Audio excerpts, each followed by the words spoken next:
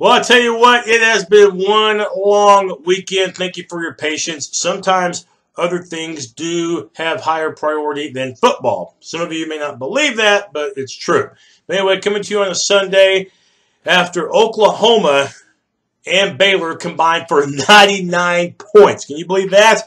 But thankfully, the good guys accounted for 2/3 of those points. 66-33 on a day in which Kyler Murray and the Sooner offense were virtually unstoppable. The Sooners moved to 5-0 and, of course, can now think about Texas and what should be an exciting Red River Showdown coming up on October the 6th from the Cotton Bowl in Dallas.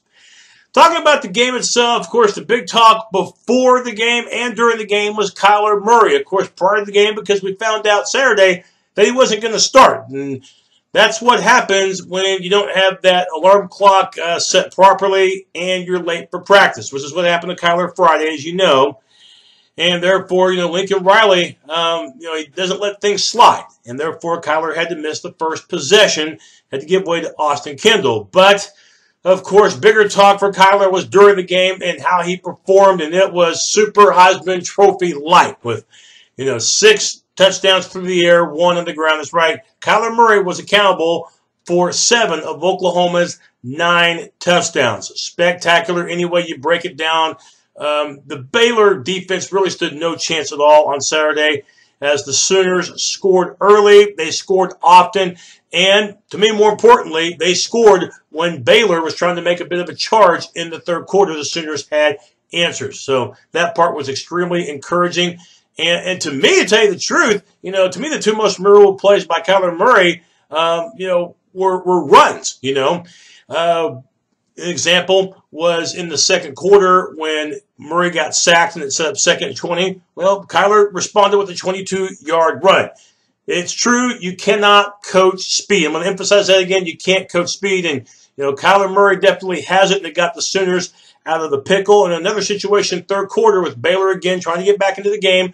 OU in their own territory, 3rd and 12. A lot of coaches would have instructed the quarterback to look for that throw to get the first down. But in this case, Murray decided to take matters into his own hands and, got the job done himself with a scramble that would lead to a first down and bigger and better things. So, Kyler Murray just has those instincts that you're seeing and you've seen all throughout September. And I'm going to say this, it's still too early to crown anybody as a Heisman Trophy winner, but you'd be a fool to not think that Kyler's not the front runner, okay? You'd be a fool to not think he's the front runner, at least in your top 2, okay? I know that Tua Tagovailoa of Alabama is having a terrific year, and of course, Will Grier at West Virginia. And a couple of things in regards, number one, the Heisman Trophy is going to play itself out, and we know that Oklahoma is going to have some more challenges coming up. Of course, the biggest challenge, at least for the Sooner offense, looks like, this Texas defense, Tartar Orlando's got them playing extremely well. So this will be a huge challenge coming up. We'll talk more about OU Texas later, and, of course, more about OU Texas later in the week. Another thing, too, we're going to see, late in the season, the matchup between Oklahoma and West Virginia, or what some people might hype as the Heisman Trophy showdown between Kyler Murray and Will Grier from Morgantown last regular season game. And who knows, it might be a rematch between the 2 teams in the Big 12 championship the week after that. So I think you're going to have quite a few Heisman Trophy voters hold that ballot just a little bit longer than they normally would because they want to see how everything plays out. And Kyler's going to have more opportunities to show that he is a Heisman Trophy front runner. But, of course, still other contests to go and still other candidates to consider. But right now, Kyler Murray, are you kidding me? Over 400 yards throwing, a couple of big runs in the game, 7 touchdowns he was accountable for. It's been one magical September for the future Oakland Athletic. And he wasn't the only Oklahoma Sooner who made headways on Saturday, okay? If you're looking at impactful players, how about Hollywood Brown? Now, last week, Sooners only had the ball 15 minutes. Not too many opportunities, and they didn't throw the ball much. So, therefore, Marquise Brown didn't really have a shot at showing why everybody that he's Hollywood. But he definitely garnered the spotlight this last Saturday with his incredible speed, couple of touchdowns, and also 2 CeeDee Lamb with the 86-yard backbreaker against the Baylor defense for a score. Calcaterra gets a touchdown, and also, we see Lee Morris with a couple of early scores. So plenty of Sooners getting involved on Saturday. The ground game, it accounted for about 170 yards, and I think the passing game accounted for about 420. So it was a 600-yard-plus day for the Sooners as a whole, and the rushing attack, again, close to 180, not quite.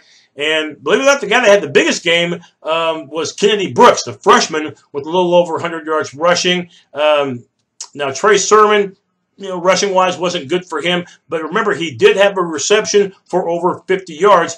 And we also saw T.J. Pledger, another freshman, get some carries in the game as well. So a masterful performance by the Oklahoma offense, and showing that, you better come ready to play against this Oklahoma offense because, Kyler Murray's a big part of it, but there's other parts too that make this Sooner dangerous. Now, as far as the defense goes for the Sooners, I thought they played decent in the first half. I mean, you got to remember, Baylor, they've got a good quarterback in Charlie Brewer. Okay, they've got fantastic receivers. We know about Denzel Mims. We know about Jalen Hurd. And, Oklahoma's defense to hold that Baylor offense to just one touchdown in the opening half, I thought that was terrific. I thought the defensive line in the opening half had some good moments. Of course, we talk about that freshman and Ronnie Perkins up front. He was very disruptive in the Baylor backfield in that first half. Probably the best game that he has played all year. Once again, Kenneth Murray with a ton of tackles. I think he had 18 in the game. Curtis Bolton, I think, had, 17. So, once again, those two guys were the top two tacklers for the Sooners, and these last two games have been very impactful.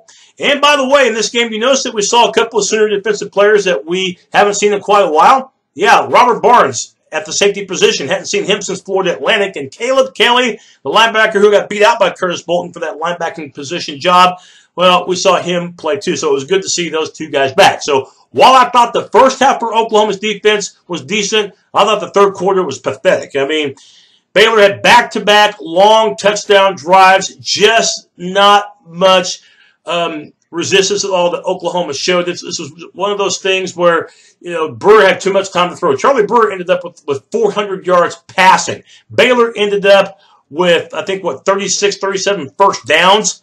And I knew Baylor would have the time of possession advantage, but 37-plus minutes, I mean, come on. Brewer had too much time to throw in the third quarter, and the secondary was too cushiony. Bottom line was Baylor made it look easy on back-to-back touchdown drives for the third quarter. But like I said earlier in the show, at least the Sooner offense responded when Baylor would score. So that was the key, keeping it at a double-digit lead, and eventually the Sooners getting separation late in the third quarter and throughout the fourth as a result of the 33-point win. But there's no doubt that Mike Stoops' defense will have to dial up pressure and play a complete game against Texas's offense and their terrific quarterback that we have seen so far in Sam Ehlinger.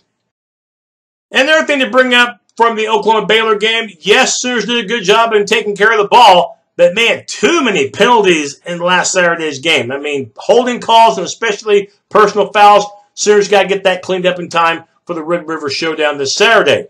Otherwise, if those penalties, especially in sportsmanlike conduct, if they're still lingering, Sooners may not be as lucky in trying to pull off a win this time around. They could find themselves on the losing side of that scoreboard at the Cotton Bowl this coming Saturday. So Sooners, like I said, got to get that cleaned up and cleaned up right away.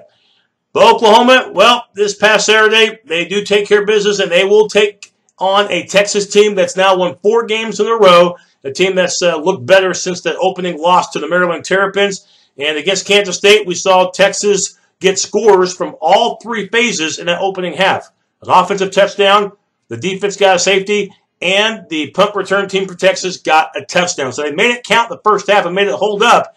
As in the second half, I mean, damned if Bill Snyder's team didn't try to win the game in the second half. They finally woke up. Texas was a little lackadaisical, but the Longhorns got out with the W, 19-14.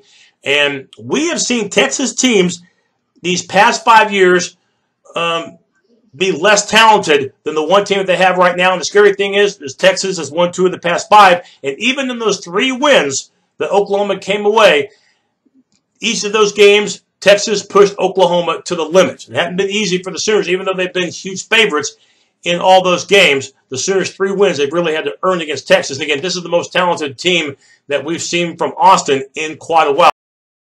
But you got to give credit where credit's due. Give credit to the Sooners. They did not look ahead to Texas. They took care of business right away, and they took care of Baylor, 66-33. OU now 5-0 in the season. Of course, you got the Red River Showdown, 11 a.m. kickoff. Man, oh, man. But that's how it goes. ESPN's College Game Day will be in Dallas for the big game from Big D.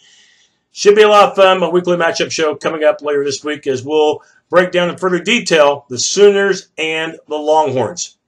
We can finally start thinking about it in serious tone. Boomer Sooner.